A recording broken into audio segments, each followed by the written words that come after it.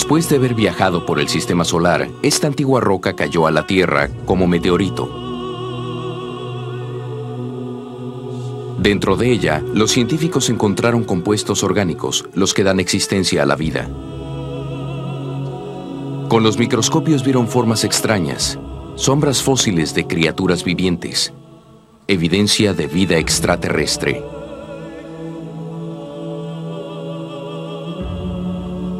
Pero hay un problema. Fue un terrible error. La fecha fue en 1961 y pronto se demostró que las formas tenían origen terrestre. Había un objeto de apariencia muy extraña. Era un poco triangular. Y se decía que tenía vida extraterrestre. Y en verdad parecía extraterrestre, era muy extraño. Pero resultó que era un grano de polen que había entrado por la ventana y lo habían aplastado de tal forma que no parecía un grano de polen, parecía un triángulo, parecía algo del espacio sideral. Hace 3 meses se anunció nuevamente la existencia de vida en una roca del espacio. ¿Y esta vez está en lo correcto la ciencia? Hoy, la roca 84001 nos habla a través de miles de millones de años y millones de kilómetros. Si se confirma esta noticia, definitivamente será el descubrimiento más asombroso de nuestro universo que haya descubierto la ciencia. De prensa. Tenemos varias formas que nos invitan a que las interpretemos como microfósiles marcianos. La muestra de la que estamos hablando aquí hoy es muy singular. Tiene 4.000 millones y medio de años. El día 7 de agosto de 1996 fue un día increíble. Creímos que iba a ser una presentación monótona de nuestros resultados y la información que teníamos, pero los medios de comunicación perdieron el control. Había 500 personas de la prensa, había 120 cámaras fotográficas, unos se lanzaban sobre otros. Sí, parecía que uno era el candidato a la presidencia, era algo asombroso. Esta historia científica y detectivesca comenzó en el lugar más improbable de la Tierra, la Antártica. Cada verano, una expedición de los Estados Unidos sale en busca de meteoritos. Está dirigida por Ralph Harvey. Si alguien quiere ir a algún lugar donde las rocas que se encuentran deben haber caído del cielo, se va a un lugar donde hay una sábana blanca natural en el suelo, y la Antártica es perfecta para eso. Cualquier roca que se encuentre encima de una pila de hielo de 3.000 metros debe haber caído del cielo. Si se imaginan que la Antártica es una capa de hielo gigante que bajo su propia presión se desplaza hacia el océano, podrán ver que la región oriental de la Antártica es una faja gigante que transporta meteoritos. Pero en algunas regiones, el desplazamiento del hielo hacia el océano está bloqueado por cordilleras. Y los vientos intensos de la Antártica toman el control y se llevan ese hielo. Y por supuesto los meteoritos no se pueden eliminar con ese proceso, así que comienzan a acumularse. ¡Qué día tan hermoso! En 1994, Robbie Score fue a la región Allan Hills de la Antártica en busca de meteoritos.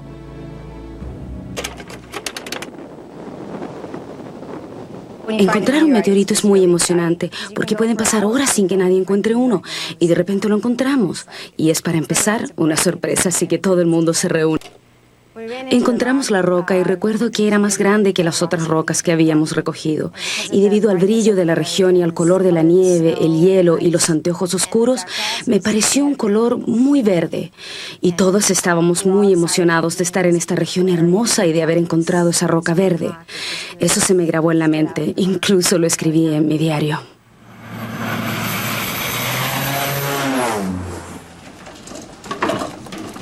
Al final de la temporada, el hallazgo de Robbie se envió a Houston, al Centro Espacial Johnson de la NASA.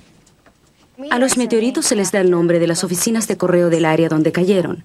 Y es obvio que no hay oficinas de correo en la Antártica, así que les damos el nombre de las características locales.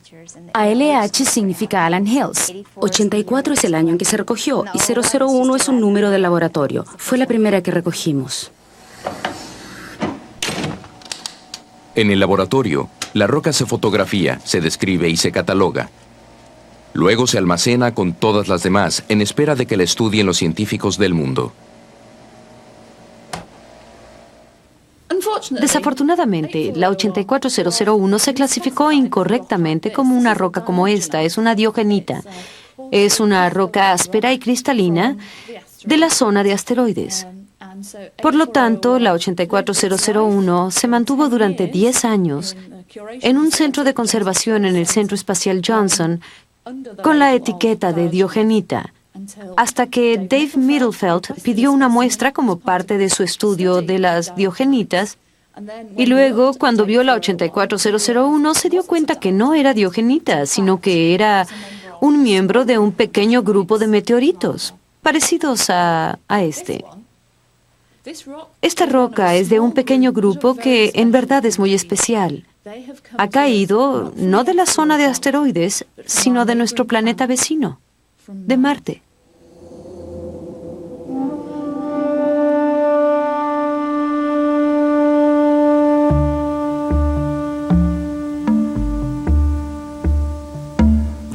¿Cómo se lanza una roca con suficiente fuerza para impulsarla del planeta hacia el espacio?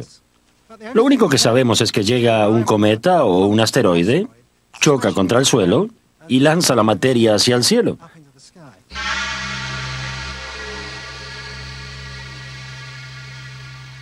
Cierta idea de la tremenda potencia de dicho impacto se obtiene al venir a Australia, donde hace unos 4.000 años un objeto del tamaño de un barril de petróleo cayó en el desierto con resultados muy espectaculares.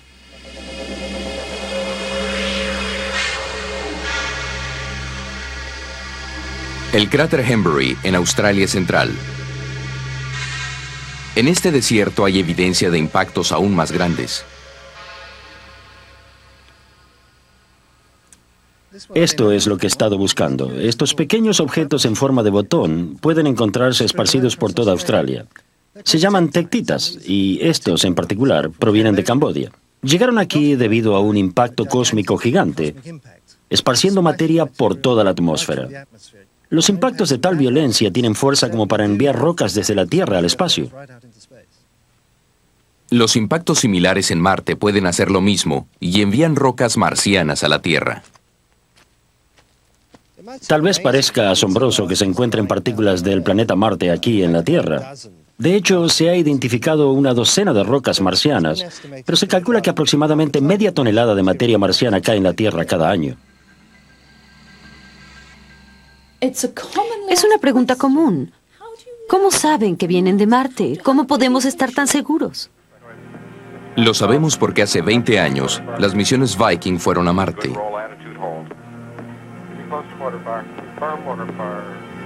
Cuando el vehículo se aproximó a la superficie, analizó las propiedades de la ligera atmósfera marciana. Para ser franco, dentro de algunos de estos meteoritos hay un gas que es idéntico a la atmósfera marciana, como la detectó el vehículo Viking. Y no puede ser una coincidencia porque las atmósferas de los diversos planetas son demasiado diferentes entre sí.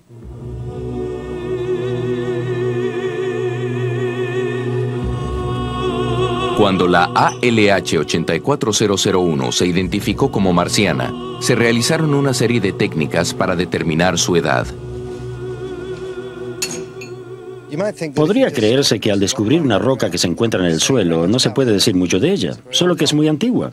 Pero en el caso de esta roca específica de Allan Hills, podemos reconstruir muy bien toda su historia. Su existencia comenzó hace unos 4.000 millones y medio de años, poco después de que se formó el planeta Marte. Después, hace unos 4.000 millones de años, se fracturó debido a un fuerte impacto, quizás por la llegada de un meteorito cercano. Y luego se tranquilizó hasta hace unos 16 millones de años, cuando la roca fue impulsada desde el planeta Marte y pasó la mayor parte del tiempo en el espacio, donde fue salpicada con radiación cósmica. Hoy, eso nos permite determinar cuánto tiempo pasó en el espacio. Finalmente llegó a la Tierra hace unos 15.000 años y cayó en la Antártida, donde quedó sepultada bajo el hielo. Y ahora se ha cortado en trozos y reside en los laboratorios de todo el mundo.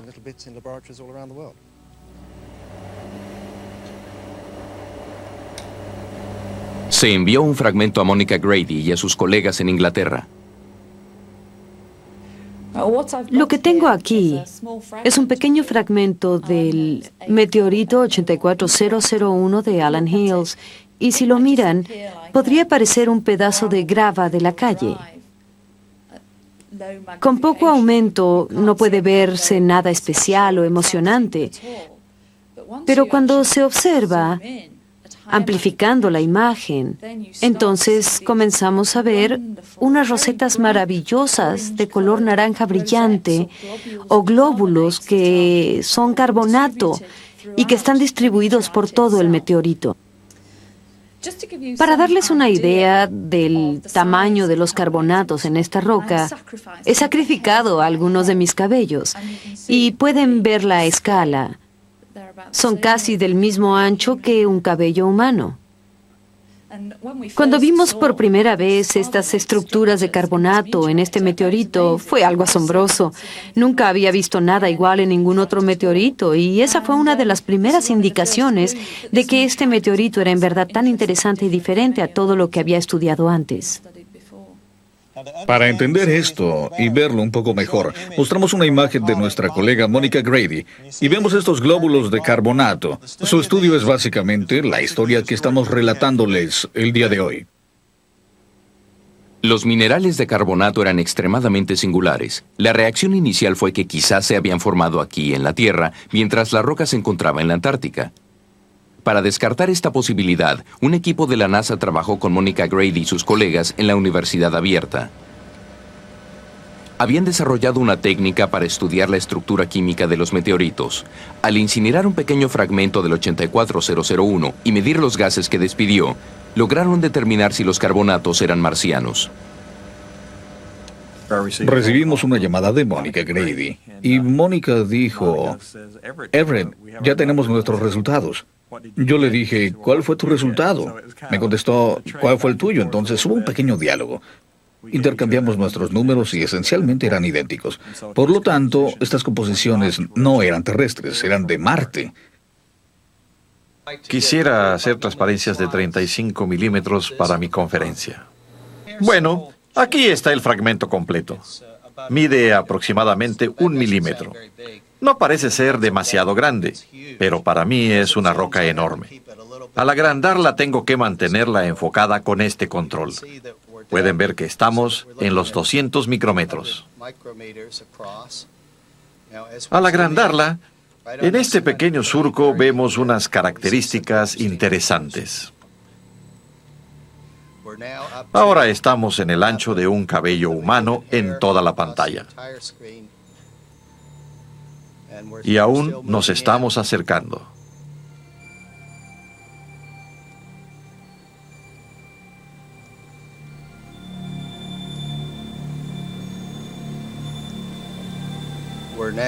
Hemos agrandado unas 20,000 veces la muestra original. Vean estos rasgos. Son muy pequeños y son un poco alargados. Seguimos agrandando esos rasgos.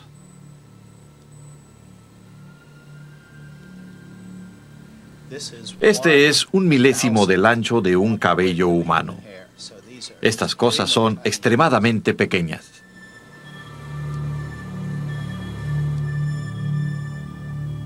Una noche, después de que David había pasado largas horas al microscopio, estábamos viendo varias partes y llegamos a una región que parecía... Los dos nos miramos con una mirada de extrañeza y dijimos: no puede ser.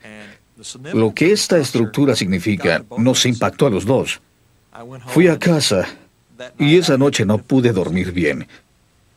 Me decía: ¿podrá ser un microfósil de Marte?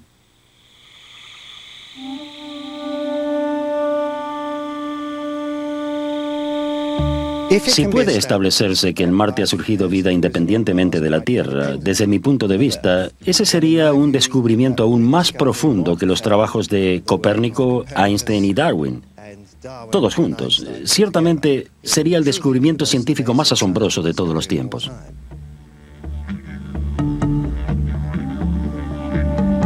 Después, aparecieron otras imágenes impresionantes.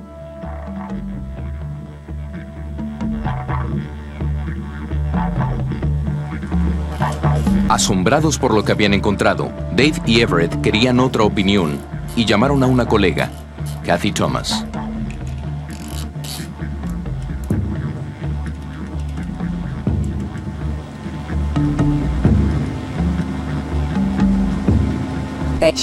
Me mostraron la información muy preliminar que había obtenido Dave.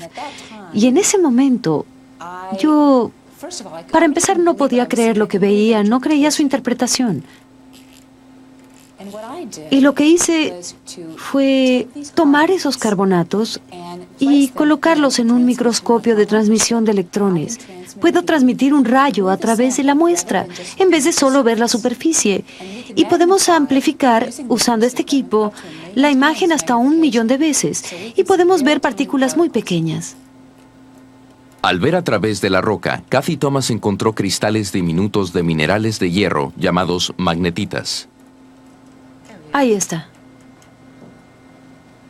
La magnetita es un mineral común que se encuentra en varias rocas de la Tierra, pero conclusivamente también lo producen algunas bacterias. Dentro de las paredes de sus células hay cadenas de estas partículas magnéticas que usan para navegar. Las partículas actúan como una brújula interna. Había algo único en algunas de las magnetitas que encontramos. Tenían formas muy singulares. Algunas tenían forma de cubos, otras tenían forma de lágrimas. Y esa es una forma muy clara para la magnetita producida por bacterias.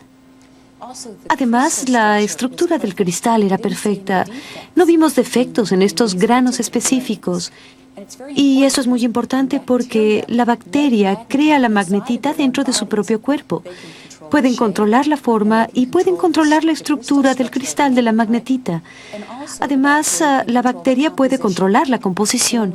Cuando reunimos toda esa información, pensamos que la bacteria de Marte podía haber formado la magnetita. El caso de la bacteria marciana se estaba formando, pero la idea de que existiera vida, incluso vida fosilizada, aún parecía increíble. Los vehículos Viking habían mostrado que la superficie marciana era incapaz de mantener vida. Por un lado, la radiación ultravioleta del Sol entra a la atmósfera sin sufrir cambio alguno. No hay una capa de ozono que proteja la vida, como sucede en la Tierra. La superficie se oxida, es decir, que las moléculas orgánicas son descompuestas químicamente por los materiales en la Tierra y además hace mucho frío. Demasiado frío para que haya agua líquida. Y universalmente se cree que el agua líquida es esencial para la vida. Así que después que la información llegó, hubo un pesimismo considerable de que en verdad hubiera vida en Marte. Pero el Viking también tomó detalladas fotografías aéreas de la superficie del planeta. Cuando se unieron todas, surgió una imagen sorprendente de la historia primitiva de Marte.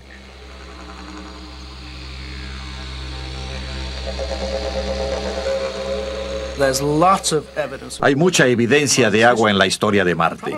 Probablemente la evidencia más convincente son los grandes canales de agua.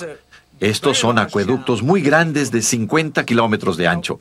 Y la razón por la que creemos que son acueductos muy grandes es que podemos comparar rasgos por rasgo, lo que vemos aquí con lo que vemos en los rasgos de grandes acueductos en la Tierra. Pero hay otras razones para pensar que al principio Marte era cálido y húmedo. Aquí podemos ver lo que parecen ser valles de ríos que terminan entre los cráteres y se parece mucho a los valles de ríos terrestres que se forman por la erosión lenta del agua corriente. Y pensamos que estos se forman por la erosión lenta del agua corriente. Esto es otra evidencia que al principio Marte era cálido y húmedo. Cálido y húmedo, como las condiciones que se encontraban en la Tierra hace 3.000 millones y medio de años cuando evolucionó la vida. Y es en lugares similares a los manantiales hidrotérmicos del Parque Nacional Yellowstone, donde muchos científicos creen que ocurrieron las primeras etapas de la evolución. Desde la misión Viking hace 20 años, hemos aprendido mucho sobre los límites de la vida en nuestro propio planeta. La vida puede ocupar muchos ambientes extremos que jamás habíamos imaginado en la época en que se realizaron las misiones Viking. Los manantiales térmicos son un buen ejemplo. Las aberturas térmicas son como fábricas de microbios. En verdad les encanta este medio ambiente porque esa agua caliente en ebullición trae sustancias nutritivas a la superficie. Y aquí no hay competencia porque los animales y plantas superiores son eliminados por las altas temperaturas. Así que pueden florecer sin ningún tipo de competencia.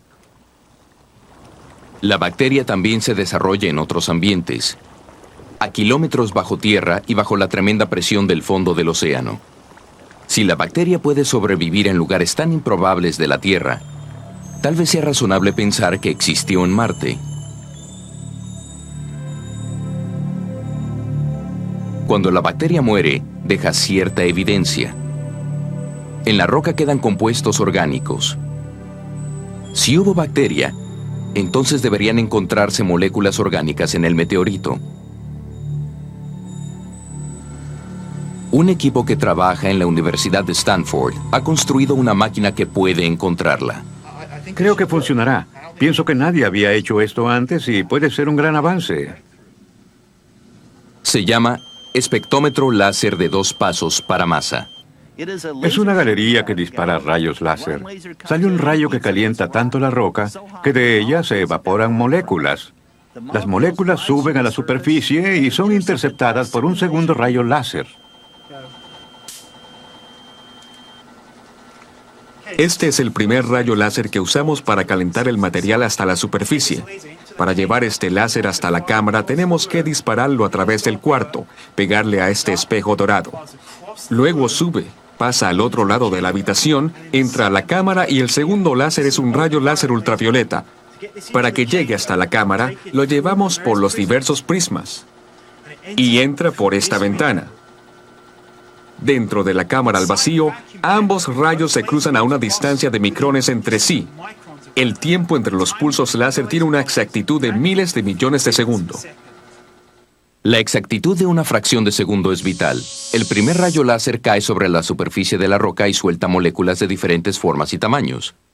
Al separarse, sale un segundo rayo láser hacia las moléculas que separan los electrones. Estos iones, que ahora tienen una carga positiva, pasan rápidamente al detector. Es un concurso, una carrera entre iones pesados y livianos. Y lo lamento, pero como en la vida, los livianos siempre le ganan a los pesados y llegan primero. Al ver el tiempo de llegada de los iones, los pesamos y los pesamos con mucha exactitud.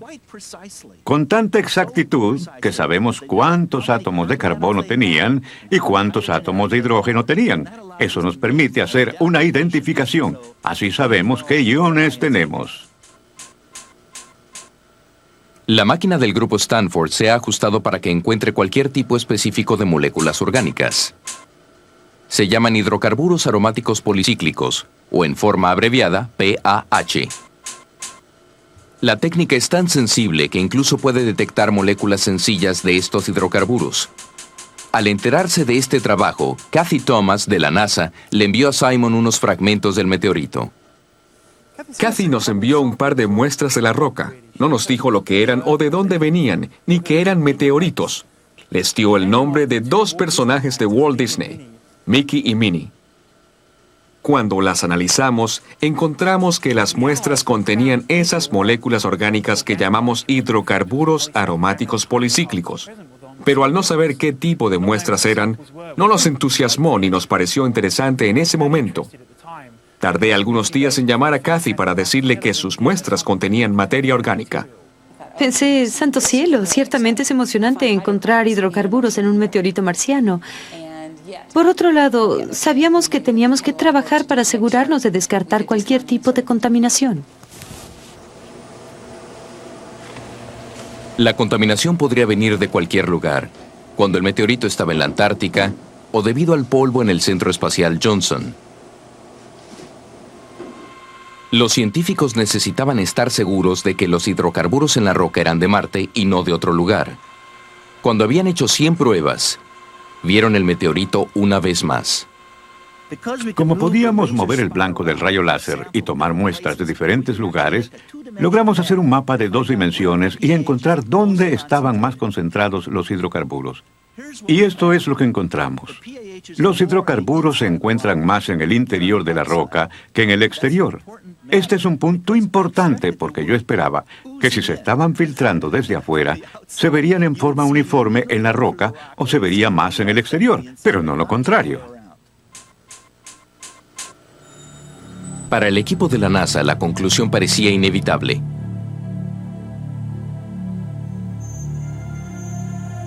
Las 3 hebras de evidencia encajaban perfectamente. Bajo la superficie marciana, en grietas llenas de agua, los carburos con depósitos de bacterias creaban los glóbulos color naranja.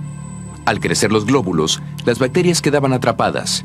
Algunas se convertían en fósiles, otras se descomponían, dejando cristales de magnetita y moléculas orgánicas. Parecía una teoría perfecta.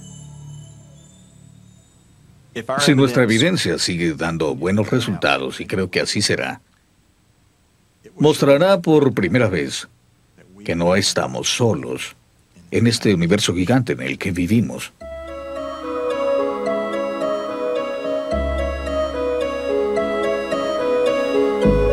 Después de 2 años, Gibson y sus colegas estaban convencidos de que había suficiente evidencia como para publicarla.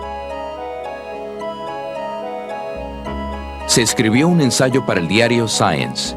Se planearon cuidadosamente boletines para los medios y una conferencia de prensa. Después se filtró la noticia. La BBC la anunció semanas antes como un reportaje exclusivo.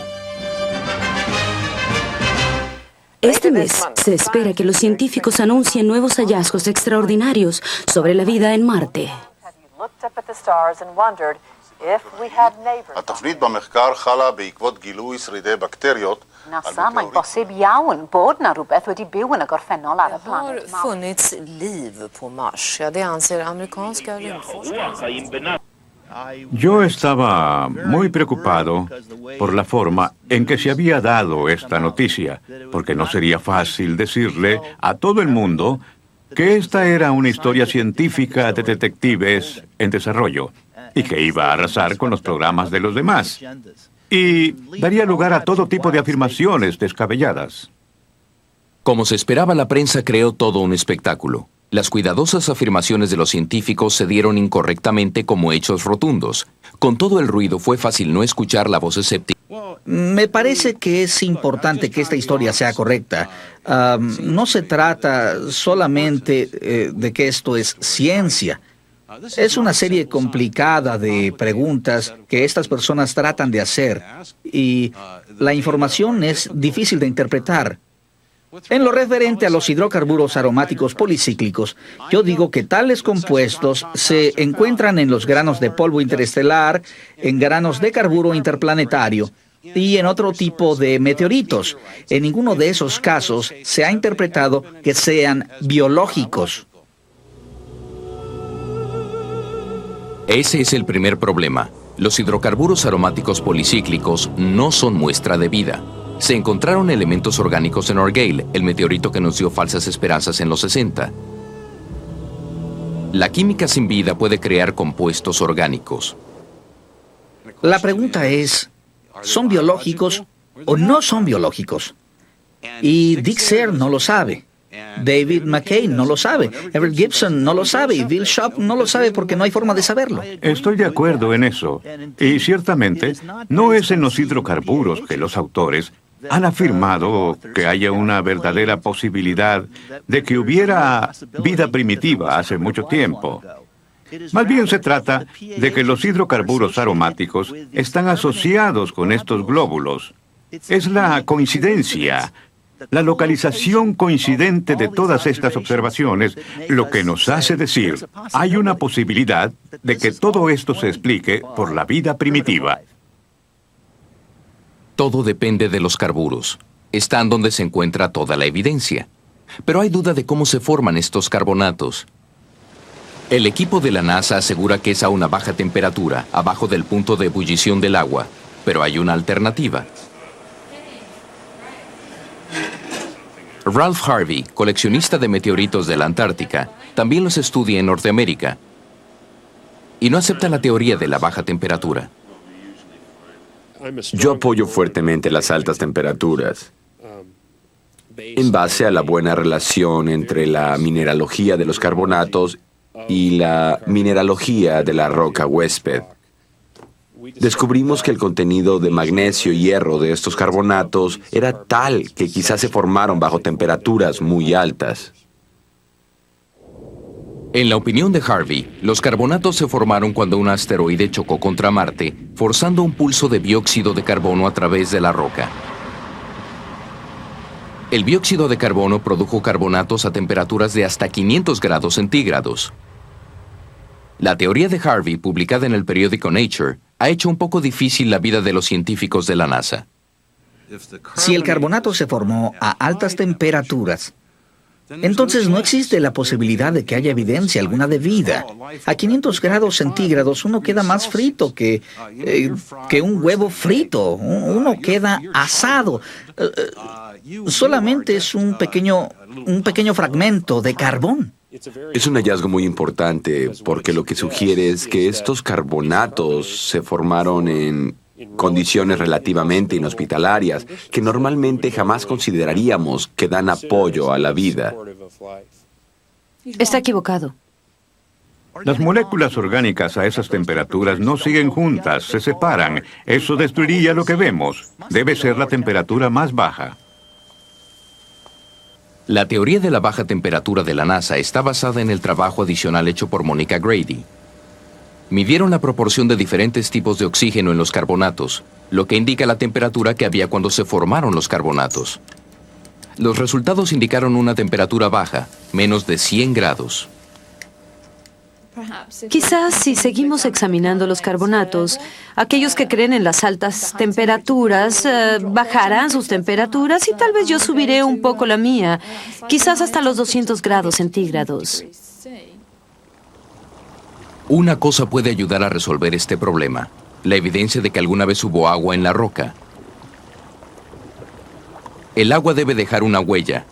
Convierte la roca en barro. Tuvimos suerte porque hay evidencia de cierto tipo de mineral de barro en este meteorito. Y esta es la primera evidencia al respecto.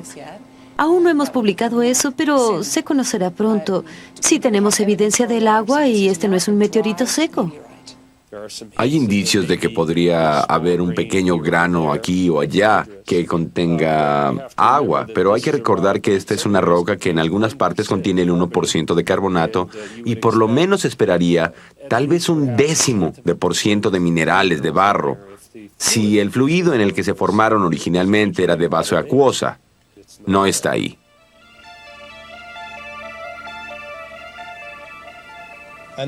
Y nuestra última evidencia son las fotos de estructuras extrañas. Esta tal vez es la parte más controversial de nuestra presentación, pero de todas formas se las mostraremos. Fue esta fotografía, llamada El Gusano, la que habló más persuasivamente de vida. Pero hay un problema visible. Las bacterias marcianas son pequeñas. No son del tamaño de una bacteria. Estas cosas del meteorito de Allen Hills son del tamaño de las partículas más pequeñas dentro de una bacteria. Cuando llegamos a esto, nos metimos a una controversia que ya había comenzado, la cual es: ¿qué tan pequeña puede ser la bacteria viviente que se reproduce? Y hay razones teóricas de por qué debe haber un tamaño mínimo. La bacteria debe ser de tamaño suficiente para contener el DNA y contener algunas de las moléculas que fundamentalmente son la fábrica para el procesamiento de los alimentos. Las bacterias extraterrestres de Marte son 100 veces más pequeñas que las normales de la Tierra. Están debajo del límite de lo que se puede observar con un microscopio. Y dirán, ¿qué importancia tiene eso? Bueno, cuando uno está acostumbrado a ver algo con un grado de aumento a un nivel y de repente lo aumenta a un factor 10, obtiene una resolución 10 veces mayor. Y este es un mundo diferente. Un hombre que cree que entiende este nuevo mundo de lo diminuto es un geólogo poco convencional de la Universidad de Texas. Su nombre es Bob Falk. Falk dice que puede ver pequeñas formas de vida en la Tierra, al igual que la bacteria marciana. Es una afirmación controversial. Creo que la geología es una mezcla ideal de arte y ciencia. Así como no todo el arte resulta hermoso, algunas ciencias serán consideradas incorrectas por las generaciones futuras. Pero el trabajo que estoy haciendo con las bacterias no es incorrecto. Falk tiene una teoría de que una bacteria muy pequeña, la nanobacteria, puede jugar un papel en la información de algunas de las rocas en la Tierra. Hace varios años decidió buscarlas con un microscopio de electrones. Bueno, ahora tengo un aumento un poco mayor. Estamos viendo un espécimen de ceniza volcánica. Vamos a recorrer varias posiciones para ver si podemos encontrar alguna de esas pequeñas bacterias. Bueno, ahí tenemos una muestra. Ahí hay algunos minerales sobresalientes. Ahora probemos este. Siempre es emocionante. Es como explorar un país nuevo. Nunca se sabe qué va a aparecer. Ahí vemos esa hermosa nanobacteria. ¿Ve esas hermosas esferas? Son pelotas de decenas de micrones, y ahí están. Ahora las ve personalmente. ¿Está convencido?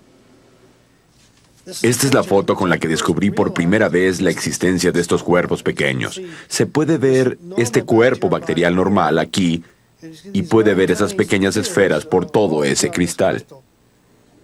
Vemos lo que vemos. Vemos esas pequeñas formas, como dice Falk. Bob Falk, en efecto, las ha visto crecer y reproducirse. Nosotros aún no hemos visto eso, pero vemos formas que si fueran un poco más grandes, no habría duda alguna de lo que son. Son microorganismos. Nadie tiene duda alguna, ni siquiera los microbiólogos. Algunos microbiólogos creen que lo que está viendo Bob Falk y la gente de la NASA no son bacterias, sino bultos. Artefactos creados cuando el espécimen se cubre de oro para usarse en el microscopio de electrones. Supervisamos cuidadosamente nuestras capas. Hicimos muestras de prueba, muestras de control, que se cubrieron al mismo tiempo.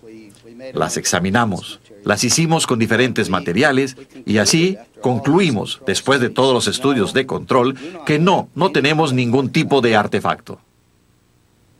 Para apoyar sus fotografías marcianas, McKay y Gibson han usado su microscopio para buscar bacterias similares en la Tierra.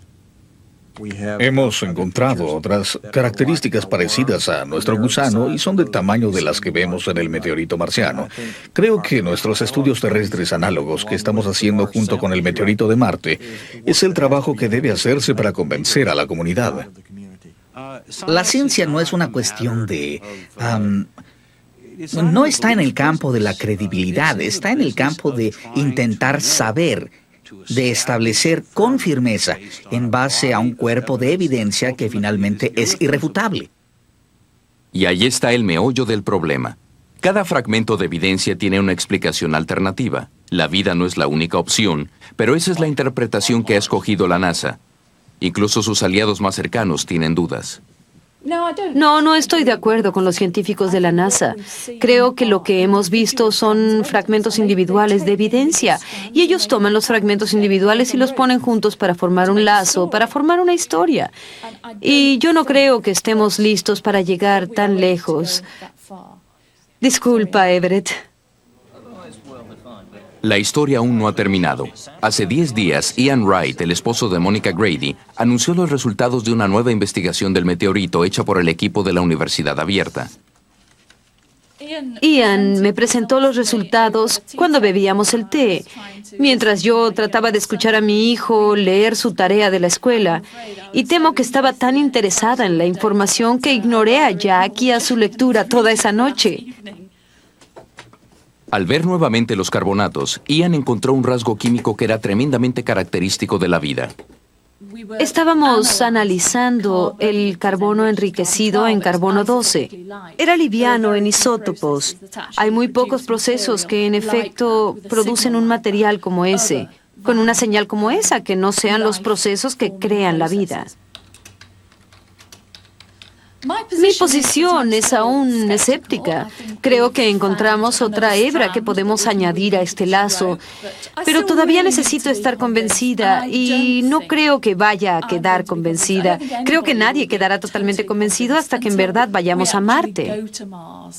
T-6, 5, De hecho, hace 4 días, los Estados Unidos lanzaron la primera de una flotilla de misiones a Marte. Y tenemos el despegue del rastreador global de Marte. América inicia su viaje de regreso al planeta rojo. Y lo seguirá una segunda misión en diciembre. Debo decirles que la primera misión está programada para aterrizar en Marte el 4 de julio de 1997, el día de la independencia. Por primera vez en 20 años vamos a poner otro vehículo en la superficie de Marte, llamado Pathfinder. Es mucho más pequeño que el Viking, es mucho más barato que el Viking, y originalmente se concibió para desarrollar nuevas formas de aterrizaje en Marte y también nuevas formas de desplazarse en la superficie. La delgada atmósfera significa que se necesitan bolsas de aire para amortiguar la caída. Si aterriza sin problemas, un vehículo llamado Sojourner hará viajes cortos para explorar el lugar de aterrizaje. El Sojourner es un vehículo muy básico. No hará muchas cosas científicas, tampoco buscará vida. Pero el vehículo de la siguiente generación ya está esperando. El prototipo que estamos desarrollando aquí va a llegar mucho más lejos. 50 kilómetros, no metros, kilómetros. Durante un periodo de unos 9 meses, no 7 días. La supervivencia es un punto importante. Tiene que durar largos periodos y va a desplazarse en una gran extensión de terreno. Cuando se encuentre una roca interesante, nuestro vehículo la pondrá en un recipiente especial y la pondrá junto a un faro activo para que la misión subsecuente, que podría llegar a 18 o 24 años después de esta misión específica, pueda hallar esa roca en particular que podría ser de interés para traerla. La recogerá, la llevará al vehículo de ascenso y a casa.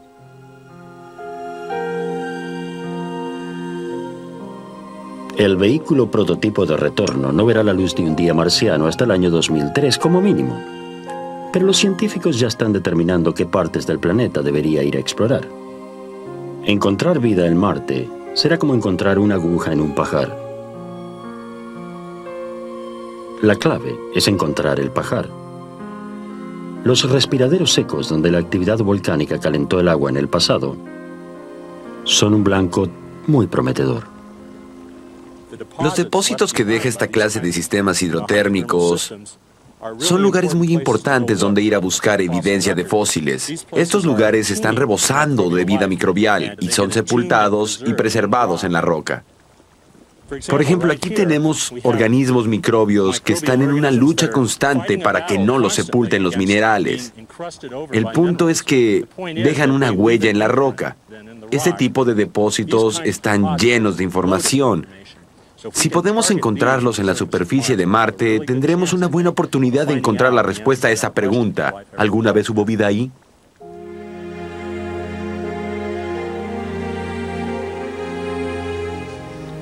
La NASA estará lista para dar el siguiente paso. Si tenemos que enviar misiones de muestra a Marte, lo haremos. Si tenemos que excavar en las profundidades de Marte, lo haremos. Si necesitamos gente que haga esas funciones, la enviaremos. Haremos que sea seguro y ayudaremos a que los Estados Unidos y el mundo entiendan quiénes somos y qué somos, y cómo nos relacionamos con el universo. Muchas gracias.